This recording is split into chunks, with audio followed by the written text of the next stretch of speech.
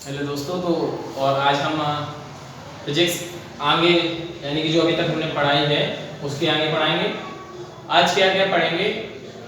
अभी तक जो कूलाम का व्युत्क्रम का नियम है बहुत मोस्ट है, उसको आपने यहाँ पढ़ लिया होगा, अच्छे से समझ लिया होगा। इसके बाद देखो कूलाम का व्युत्क्रम का नियम एमकेएस या एसआई पद्धति में कितना होता है ये लिखना है। तो एमकेएस या एसआई पहले सीजीएस पद्धति में लिखना है। सीजीएस पद्धति में क्या होता है कूलाम का व्युत्क्रम का नियम, और एमकेएस और एसआई पद्धति में कितना होता है कूलाम का व्युत्क्रम का नियम। तो लिखेंगे इसमें F बराबर 1/K Q1 Q2 बटे में R। तो ये क्या होता है सीजीएस पद्धति में, ये सीजीएस पद्धति में होता है। और जहां 1/K क्या है माध्यम का परावैद्युतांक, माध्यम का परावैद्युतांक, ठीक है। अब कूलाम का व्युत्क्रम का नियम एमकेएस और एसआई पद्धति में क्या होता है तो ये देख लीजिए। इसमें F बराबर 1/4 pi epsilon 0 Q1 into Q2 बटे में R स्क्वायर। कैपिटल F बराबर 1/4 पाई एप्सिलॉन 0 Q1 गुणा Q2 बटे में R स्क्वायर। 1/4 पाई एप्सिलॉन 0 का यहाँ हम मान रख देंगे। इसका मान होता है, यहाँ लिखेंगे जहां 1/4 पाई एप्सिलॉन 0। अब इसका क्या करना है मान लिखना है। इसका मान कितना होता है 9 गुणा 10 की पावर 9, 9 गुणा 10 की पावर 9। और एप्सिलॉन 0 कितना, एप्सिलॉन 0 क्या है ये समझ। एप्सिलॉन 0 होता क्या है देखो, ये होता है पाई, और जो है ये एप्सिलॉन, इसको एप्सिलॉन बोलते हैं, यहाँ लिख सकते हो एप्सिलॉन। ये क्या होता है एप्सिलॉन। अब इसमें एप्सिलॉन होता क्या है विद्युतशीलता होती है, वायु या निर्वात में उपस्थित विद्युतशीलता, विद्युतशीलता। तो एप्सिलॉन 0 यानी कि वायु या निर्वात में विद्युतशीलता।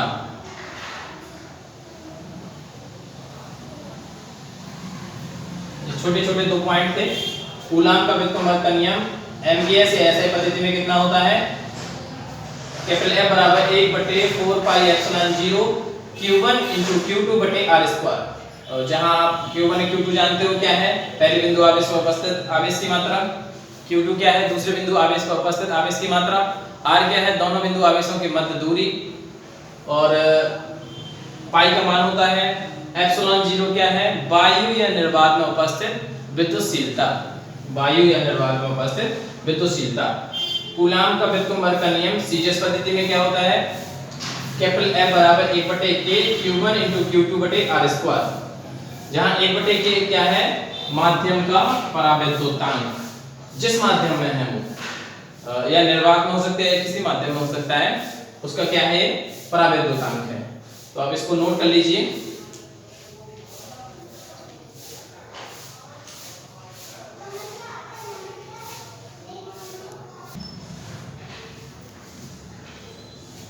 चलिए आपको बताते हैं, एक छोटी सी डेफिनेशन पूछी जाती है। एकांक आवेश या इसी को बोलते हैं इकाई आवेश किसे कहते हैं, पेपर में पूछ लिया जाता है एकांक आवेश या इकाई आवेश क्या है। तो जब समान परिमाण के दो सजातीय बिंदु आवेश, जब समान परिमाण के दो सजातीय बिंदु आवेश वायु या निर्वात में 1 मीटर, शर्त ये रहेगी 1 मीटर की दूरी पर हो और उनके बीच लगने वाला प्रतिकर्षण बल 9 गुणा 10 की पावर 9 न्यूटन हो। न्यूटन क्यों लिखा बल्कि इकाई, तब वे दोनों बिंदु आवेश एकांक आवेश या इकाई आवेश कहलाते हैं। अब कैसे कहलाते हैं आपको बता रहे हैं, ये सिद्ध करके बता रहे हैं आपको। सीजीएस पद्धति में अभी जो हमने आपको पहले बताया था, सीजीएस पद्धति में कूलाम का व्युत्क्रमण का नियम क्या होता है, और एमकेएस और एसआई पद्धति में कूलाम का व्युत्क्रमण का नियम। तो एसआई पद्धति में कूलाम का व्युत्क्रमण का नियम लिखेंगे हम, कैपिटल F बराबर 9 गुणा 10 की पावर 9, यहाँ रहेगा Q1 गुणा Q2 बटे में R स्क्वायर, ए रहेगा। यहाँ 9 गुणा 10 की पावर 9 की जगह जी क्यों लिखा हमने, 1 बटे 4 पाई एप्सिलॉन 0 का मान कितना होता है, 9 गुणा 10 की पावर 9। अब क्या करना है, जब समान परिमाण के दो सजातीय बिंदु आवेश, यहां हम मानेंगे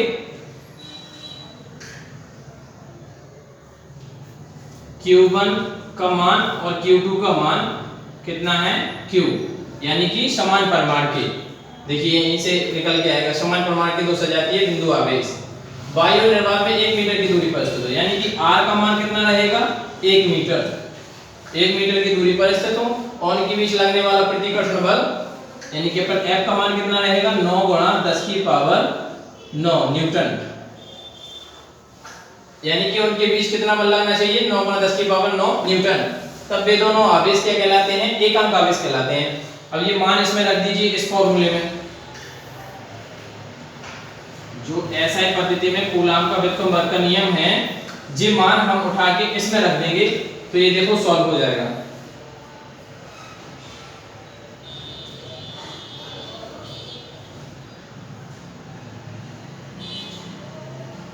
चलो यही बताते हैं, देखो कैपिटल F का मान कितना है, यही बताते हैं, 9 गुणा 10 की पावर 9, Q1 Q2 का मान कितना है, Q1 Q2 का मान है capital Q small q, R का मान कितना 1, अब ये रख देंगे हम और ये निकल के आ जाएगा, एक जगह Q और यहाँ भी Q, तो इससे ये कट जाएगा, ऊपर क्या बचा, यहाँ 1, यहाँ Q का स्क्वायर बटे 1, यानी कि Q का स्क्वायर बराबर 1, तो Q का मान कितना आएगा, यहाँ वर्ग हटाएंगे तो प्लस माइनस 1। देखिए इसको ऐसे सॉल्व करना है, इसकी शर्त ये रहेगी एकांक आवेश की, जब समान परिमाण के दो सजातीय बिंदु आवेश, जब समान परिमाण समान हो, देखो Q1 Q2 का मान कितना है, Q, समान परिमाण के दो सजातीय बिंदु आवेश वायु और निर्वात में स्थित हो, और कहीं नहीं कोई माध्यम नहीं होना चाहिए, वायु और निर्वात होना चाहिए, 1 मीटर की दूरी पर हो, और उनके बीच लगने वाला प्रतिकर्षण बल 9 गुणा 10 की पावर 9 न्यूटन हो, तब वे दोनों आवेश क्या कहलाते हैं, एकांक आवेश कहलाते हैं। ये हमने आपको सिद्ध करके बताया है, इस फॉर्मूले में ये सब रखना है तो ये सिद्ध हो जाएगा, और इसी से इसकी डेफिनेशन निकली है, इस फॉर्मूले से ही इसकी डेफिनेशन निकली है। आप देख लीजिए समान परिमाण के 1 मीटर की दूरी पर इसी फॉर्मूले से डेफिनेशन निकली है, इसलिए इसको नोट कर लीजिए। बहुत मोस्ट है, एक छोटी सी परिभाषा एक पूछ लेते हैं, नोट कीजिए आप।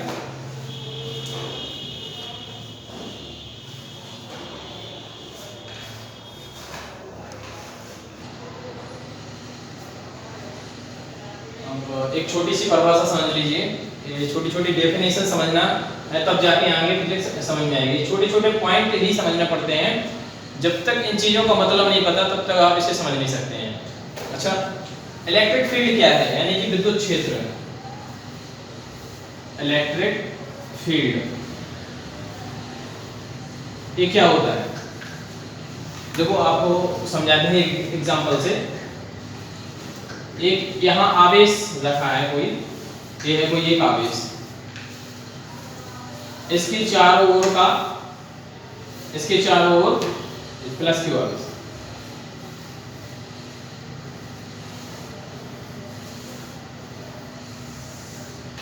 ये रखा है। किसी आवेश के चारों ओर का वह स्थान, किसी आवेश के चारों ओर का वह स्थान जिसमें किसी भी बिंदु पर, यहाँ भी हो सकता है, यहाँ भी हो सकता है, यहाँ भी हो सकता है, यहाँ भी हो सकता है, कहीं भी, जिसमें किसी भी बिंदु पर कोई अन्य आवेश, जिसमें किसी भी बिंदु पर कोई अन्य आवेश यानी कोई एक और आवेश रखे जाने पर वह क्या करता है, विद्युत बल का अनुभव करता है, विद्युत बल का अनुभव करता है, उस आवेश की विद्युत क्षेत्र, उस आवेश का विद्युत क्षेत्र कहलाता है, उस आवेश का इलेक्ट्रिक फील्ड कहलाता है। फिर से समझो, किसी आवेश, देखो यही डेफिनेशन याद हो जाएगी, किसी आवेश के चारों ओर का वह स्थान, किसी आवेश के चारों ओर का वह स्थान जिसमें किसी भी बिंदु पर, कोई भी बिंदु हो जिसमें किसी भी बिंदु पर कोई अन्य आवेश रखे जाने पर, कोई अन्य आवेश रखे जाने पर वह विद्युत बल का अनुभव करता है, उस आवेश का विद्युत क्षेत्र कहलाता है। किसी आवेश के चारों ओर का वह स्थान जिसमें किसी भी बिंदु पर कोई अन्य आवेश रखे जाने पर वह विद्युत बल का अनुभव करता है, उस आवेश का विद्युत क्षेत्र कहलाता है, उस आवेश का क्या कहलाता है, विद्युत क्षेत्र कहलाता है। देखो अब डेफिनेशन आप लिख सकते हैं, किसी आवेश के चारों ओर का वह स्थान, किसी आवेश के चारों का वह स्थान जिसमें किसी भी बिंदु पर, किसी भी बिंदु पर कोई अन्य आवेश, कोई अन्य आवेश रखे जाने पर वह विद्युत बल का अनुभव करता है, विद्युत बल का अनुभव करता है।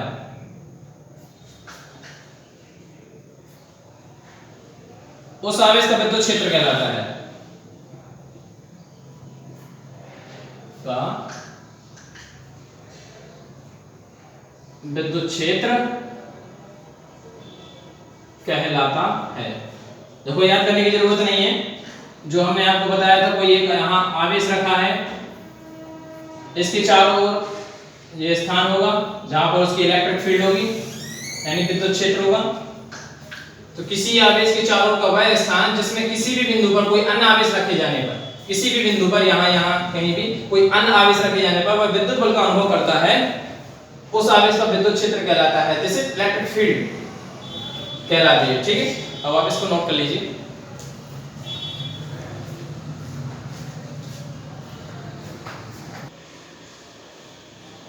चलिए अगली डेफिनेशन बताते हैं आपको।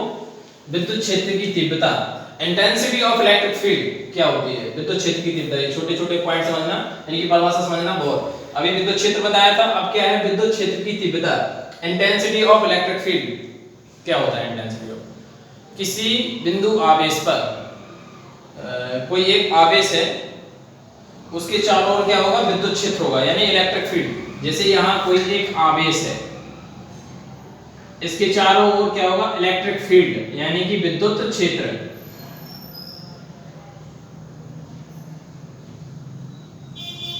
ये क्या है उसका? इलेक्ट्रिक फील्ड यानी कि विद्युत क्षेत्र। ये आवेश है, उसका ये इलेक्ट्रिक फील्ड है, जहां तक वह क्या करता है? विद्युत बल का अनुभव करता है। इलेक्ट्रिक फील्ड वो होता है। तो किसी आवेश के चारों ओर जो विद्युत क्षेत्र है, इस पर क्या होगा? एक एकांक धनावेश, एकांक धनावेश। एक होता है ऋण आवेश, दो होते हैं आवेश, दो प्रकार के होते हैं, ऋणावेश और धनावेश। तो इस पे क्या होगा? एकांक धनावेश, एकांक धनावेश होगा यानी कि Q बराबर +1 एकांक धनावेश, यानी कि किसी आवेश के विद्युत क्षेत्र में किसी बिंदु पर एकांक धनावेश, किसी आवेश के विद्युत क्षेत्र में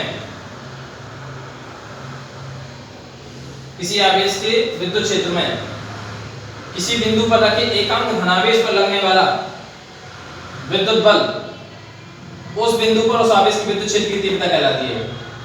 किसी आवेश के विद्युत क्षेत्र में, यानी कि यह आवेश है, इसके विद्युत क्षेत्र में किसी बिंदु, कोई यहाँ एक बिंदु होगा, जब यहाँ इलेक्ट्रिक फील्ड है तो यहाँ बहुत सारे ये बिंदु होंगे, किसी भी बिंदु पर यहाँ रख दीजिए, यहाँ रख दीजिए, तो किसी भी बिंदु पर हो जाएगा। ठीक है, तो समझाने के लिए हम आपको बता रहे हैं, किसी आवेश के विद्युत क्षेत्र में किसी बिंदु पर रखे एकांक धनावेश, शर्त ये रहेगी कि एकांक धनावेश होना चाहिए। सर कंडीशन कौन सी है कि एकांक धनावेश किसी आवेश के विद्युत क्षेत्र में किसी बिंदु पर रखे एकांक धनावेश पर लगने वाला विद्युत बल उस बिंदु पर उस आवेश की विद्युत क्षेत्र की तीव्रता कहलाती है। उस बिंदु पर उस आवेश की विद्युत क्षेत्र की तीव्रता कहलाती है। अब आपको समझ में आया होगा किसी आवेश के विद्युत क्षेत्र में, कितना सरल है, समझना बहुत अच्छे से।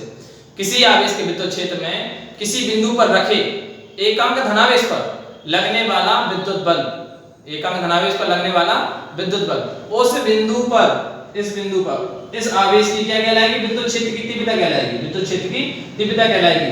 That is called intensity of electric field. क्या कहलाएगी? Intensity of electric field. किसकी? इस आवेश की। तो अब हम परिभाषा क्या लिखेंगे? देखो इसी से लिखेंगे परिभाषा जो हमने समझाया है। यही होता है समझने का तरीका। किसी आवेश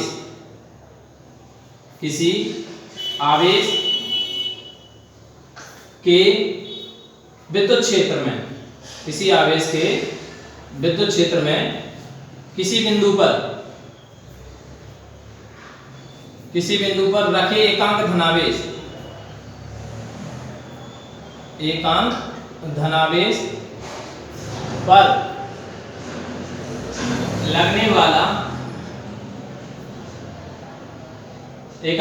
पर लगने वाला विद्युत बल,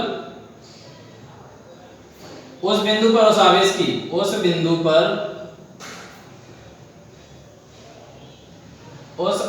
की विद्युत क्षेत्र की तीव्रता कहलाती है। विद्युत क्षेत्र की तीव्रता कहलाती है। देखिए कितना आसान। किसी आवेश के विद्युत क्षेत्र में किसी बिंदु पर रखे एकांक धनावेश पर लगने वाला विद्युत बल, उस बिंदु पर उस आवेश की विद्युत क्षेत्र की तीव्रता कहलाती है। तो इसी से किसी आवेश के चारों ओर जो क्या है? विद्युत क्षेत्र है। इसमें किसी बिंदु पर एक आवेश एकांक धनावेश उपस्थित है, उस पर लगने वाला विद्युत बल इस आवेश की विद्युत क्षेत्र की तीव्रता कहलाती है। और हो गया ये। अब इसे नोट कर लीजिए।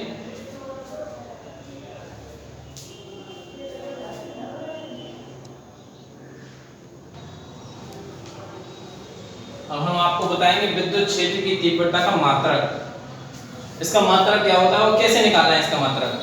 आपको सीधे हम यहाँ लिख देंगे तो कोई मतलब नहीं है। हम आपको यहाँ बताएंगे कि मात्रक क्या, कैसे निकालना है इसका। जितनी भी राशियां हैं सबका मात्रक निकाल के बताएंगे हम आपको। देखो विद्युत क्षेत्र की तीव्रता का मात्रक। जब अभी हमने जो आपको परिभाषा बताई विद्युत क्षेत्र की तीव्रता, किसी आवेश के विद्युत क्षेत्र में एकांक धनावेश, कोई आवेश था उसके चारों ओर क्या था? विद्युत क्षेत्र पर किसी बिंदु पर रखे एकांक धनावेश पर लगने वाला विद्युत बल, उस बिंदु पर उस आवेश के विद्युत क्षेत्र की तीव्रता कहलाती है। अभी क्या बताया था? एकांक आवेश। अब अगर एकांक आवेश उपस्थित ना हो, कोई एक अन्य आवेश उपस्थित हो, उस अन्य आवेश को मान लेंगे क्या? Q dash. तो उस पर लगने वाला विद्युत बल क्या होगा? अभी जो हमने आपको विद्युत क्षेत्र की तीव्रता की जो परिभाषा बताई है उस पर क्या था? एकांक धनावेश। अब अगर वह उपस्थित ना हो, कोई अन्य आवेश उपस्थित उस पर हो, तो क्या उस पर बल लगेगा? यही देखिए आप क्या बल लगेगा। कोई अन्य आवेश मान लेंगे क्या? Q dash. माना उस पर अन्य आवेश Q डैश उपस्थित है, Q डैश उपस्थित है, तो उस पर लगने वाला विद्युत बल क्या होगा? तो विद्युत बल बराबर F बराबर Q डैश इंटू E। जहां Q डैश क्या है? उस बिंदु पर आप अन्य आवेश जो उपस्थित है, और E क्या है? विद्युत क्षेत्र, इलेक्ट्रिक फील्ड। E क्या है? विद्युत क्षेत्र की तीव्रता। तो यहाँ पर Q डैश क्या है? अन्य आवेश, और कैपिटल E क्या है? विद्युत क्षेत्र की तीव्रता। कैपिटल की विद्युत यहाँ लिख लेंगे, जहां कैपिटल E विद्युत क्षेत्र की तीव्रता, इंटेंसिटी ऑफ इलेक्ट्रिक फील्ड विद्युत क्षेत्र की तीव्रता। कब निकालना बता रहे हैं हम आपको विद्युत क्षेत्र की तीव्रता का मात्रक कैसे निकालेंगे। अब देखो ये फॉर्मूला यूज करेंगे। F बराबर यहाँ है Q डैश इंटू E। अब मुझे निकालना विद्युत क्षेत्र की तीव्रता, यानी E बराबर, यहाँ निकालेंगे E बराबर F बटे Q डैश। ऐसा निकालेंगे। अब निकालना है मुझे इसका क्या, मात्रक। वह मात्रक देखो कैसे निकालेंगे, ये देखो क्या है, विद्युत बल, विद्युत बल हो या कुछ भी हो, बल ही होता है, बल है विद्युत बल। ये क्या है, आवेश। देखो कैसे निकालना, देखना यहाँ निकाल के बताते हैं आपको। बल बराबर क्या होता है, फॉर्मूला याद होना चाहिए, बल बराबर द्रव्यमान गुणा त्वरण। ठीक है, अब इसके बाद देखो एक फॉर्मूला और याद रखना है, त्वरण बराबर क्या होता है, वेग बटे समय। त्वरण बराबर भी वेग बटे समय। तो अब वेग बराबर क्या होता है, देखो तीन फॉर्मूला, वेग बराबर होता है दूरी बटे समय। इसके बाद ये तो बल का निकालना है। अब देखो आवेश बराबर क्या होता है, आवेश बराबर विद्युत धारा गुणे समय। ये होता है आवेश बराबर विद्युत धारा गुणे समय। अब देखो कैसे निकालेंगे, विद्युत बल है तो बल, बल का क्या है, द्रव्यमान गुणा त्वरण। द्रव्यमान गुणा त्वरण, द्रव्यमान गुणा त्वरण, ये बल का फॉर्मूला है, द्रव्यमान गुणा त्वरण। अब देखो त्वरण बराबर क्या होता है, यहां त्वरण बराबर लिखेंगे, ये तो द्रव्यमान लिख देंगे, यहां त्वरण बराबर होता है वेग बटे समय। क्या होता है, वेग बटे समय। अब देखो यहां बताते हैं आपको, यहां बताते हैं, द्रव्यमान गुणा वेग बटे समय हो गया। अब देखो क्या होता है, द्रव्यमान गुणा वेग का फॉर्मूला क्या होगा, दूरी बटे समय, दूरी बटे समय। और एक समय उसमें पहले से, ये है समय पहले से। देखो इसमें द्रव्यमान गुणा वेग, वेग का सूत्र क्या है, दूरी बटे समय, वेग का सूत्र क्या है, दूरी बटे समय, और एक समय पहले से इसमें।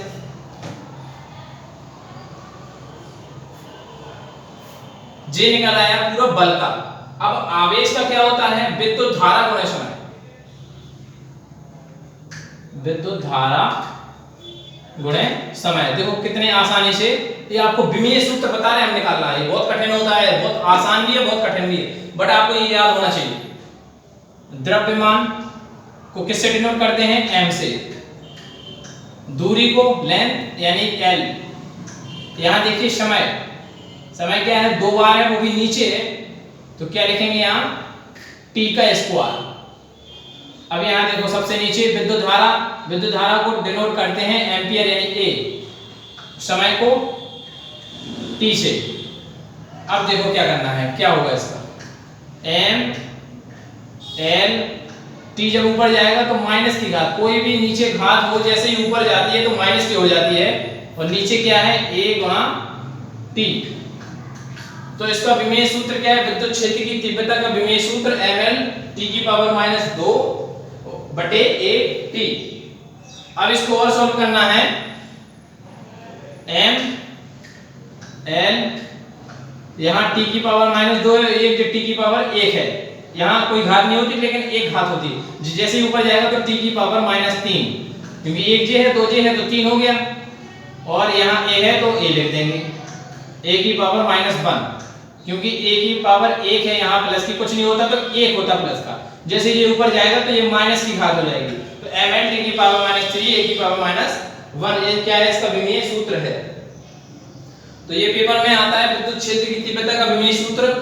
अभी हम आपको जितने भी राशियां हैं सबका विमीय सूत्र निकालना बताएंगे, लेकिन आप अभी जो इसमें आया है विद्युत क्षेत्र की तीव्रता में, इसके मात्रक में बता रहे हैं कि ये ऐसे निकालना है, हम सभी बताएंगे आपको कि कैसे निकालना है, बट आपको ये सब चीजें याद होना चाहिए। बल बराबर द्रव्यमान गुणा त्वरण, त्वरण बराबर वेग बटे समय, वेग बराबर दूरी बटे समय, आवेश बराबर विद्युत धारा गुणा समय, ये सब चीजें याद होना चाहिए। और आवेश बराबर विद्युत धारा गुणा समय, बस इसमें मान रख देंगे और ये निकाल लेंगे इसका विमीय सूत्र। किसी भी राशि का आप विमीय सूत्र निकाल सकते हैं, बहुत इंपॉर्टेंट है, पेपर में पूछा जाता है, किसी भी क्वेश्चन के साथ पूछा जाएगा या फिर विकल्प में पूछा जाएगा कि इसका विमीय सूत्र कितना है, क्या होता है इसका विमीय सूत्र। तो आप इसको नोट करिए।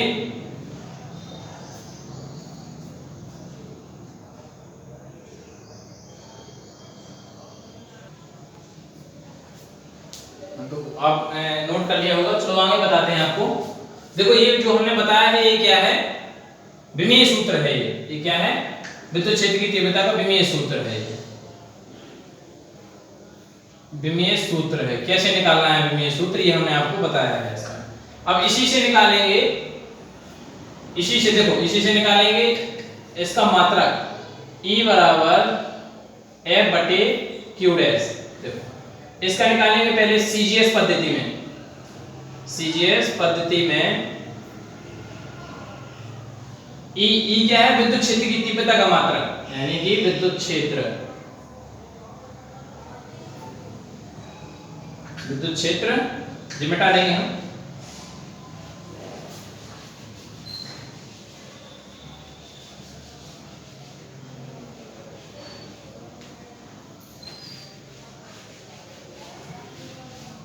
विद्युत क्षेत्र की तीव्रता का मात्रक, देखो ये कैसे निकालेंगे सीजीएस पद्धति में। F सीजीएस पद्धति में यानी कि बल होता है क्या, डाइन सीजीएस पद्धति में, और नीचे आवेश है तो सीजीएस पद्धति में होगा स्टेट कूलाम, स्टेट कूलाम। तो देखिए अगर पूछा जाए सीजीएस पद्धति में विद्युत क्षेत्र की तीव्रता का मात्रक डाइन पर स्टेट कूलाम, और यही देखो एमकेएस पद्धति में, एमकेएस पद्धति में ये पेपर में पूछा जाएगा। एमकेएस पद्धति में कैपिटल ई यानी विद्युत क्षेत्र की तीव्रता का मात्रक, इसमें देखो क्या होगा, इसी पद को डिनोट करते हैं एमकेएस पद्धति में न्यूटन, क्या न्यूटन, और जो आवेश है ये सीजीएस पद्धति में होता है स्टेट कूलाम, और एमकेएस पद्धति में क्या होता है, कूलाम। इसको शॉर्ट में आप लिख सकते हो N पर C, N बटे C, न्यूटन पर कूलाम। तो एमकेएस पद्धति में कैपिटल E का मात्रक न्यूटन पर कूलाम। अच्छा अब एक और पॉइंट लिखो, एक पॉइंट, दो पॉइंट और तीसरा, विद्युत क्षेत्र की तीव्रता ये सदिश राशि है या अदिश राशि है, ये आपको निकालना है कौन सी राशि है, कैसे पता चलेगा। इसका फॉर्मूला देखो आपको पता है, कैपिटल E बराबर F बटे Q डैश, इसका ये फॉर्मूला है विद्युत क्षेत्र की तीव्रता। इसको नोट कर लेना बहुत अच्छे से। इसी से देखो विमीय सूत्र निकालेंगे, इसी से हम क्या निकालेंगे, इसका मात्रक निकालेंगे, इसका मात्रक निकालेंगे। अब देखो इसमें विद्युत क्षेत्र की तीव्रता में बल है। अब हमने बताया था कि सदिश राशि वह राशि होती है जिसमें दिशा यानी डायरेक्शन दी हो, अदिश राशि वह होती है जिसमें क्या होता है, डायरेक्शन नहीं होती है, परिमाण होता है, परिमाण होता है सर। तो देखो इसमें क्या है, डायरेक्शन है, डायरेक्शन है तो आप बस आंख बंद करके देख लीजिए इसको। बल बराबर दूरी, दूरी आता है, दूरी किसको नापते हैं, दिशा होती है ना दूरी, तो बल है इसमें तो क्या है, सदिश राशि है। तो देखो सदिश राशि है, क्या है, कैपिटल E सदिश राशि है, सदिश राशि होती है, विद्युत क्षेत्र की तीव्रता क्या है, सदिश राशि है। तो बस हम यही समाप्त करते हैं। ये आप नोट्स कर लीजिए और इसकी नोट बनाइए, आप इसको पढ़ते जाइए, बहुत आसानी से हम इसको समझाते जाएंगे और आप इसको याद करते जाइए। और मुझे उम्मीद है कि ये सब समझ में आया होगा। कल इसके आगे हम बताएंगे आपको, इतना नोट कर लीजिए। और मेरा अगर समझाना अच्छा लगता है तो प्लीज़ कमेंट करके ज़रूर बताइए। प्लीज़ मेरे चैनल को लाइक कीजिए, शेयर कीजिए और सब्सक्राइब कीजिए। Thank you.